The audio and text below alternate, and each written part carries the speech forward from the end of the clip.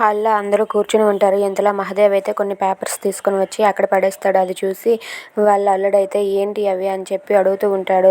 ఇవి flight tickets అని చెప్పి అంటాడు. అది విని వాళ్ళ కూతురైతే ఎందుకు నాన్న ఫ్లైట్ టికెట్స్ ఎవరి కోసం అని చెప్పి అడుగుతూ ఉంటుంది.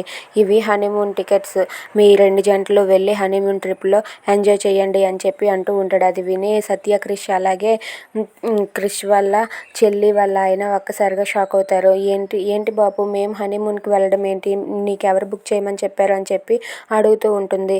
లేదు, మీరు హనీమూన్కి వెళ్ళి తీరాల్సిందే, ఇక్కడే ఉండి మొఖాలే చూసుకోవటం లేదు, అక్కడికి వెళ్తే కనీసం కలవనైనా కలుస్తారేమో అని చెప్పి అంటూ ఉంటాడు. అది విన్న సత్య అలాగే క్రిష్ ఒక్కసారిగా షాక్ అవుతారు. ఇక హర్ష వాళ్ళు అయితే షాక్ అయ్యి మేము ఇప్పుడు వెళ్ళము అని చెప్పి వాళ్ళ మనసులో అనుకుంటూ ఉంటారు. ఇక సత్య, క్రిష్ అయితే ఇలా అంటూ ఉంటారు, మేము ఇప్పుడు హనీమూన్కి వెళ్ళే మూడ్లో లేమని చెప్పి వాళ్ళిద్దరూ తేల్చి చెప్పేస్తారు. అది విన్న మహదేవ్ అయితే వాళ్ళ వైపు కోపంగా చూస్తూ ఉంటాడు.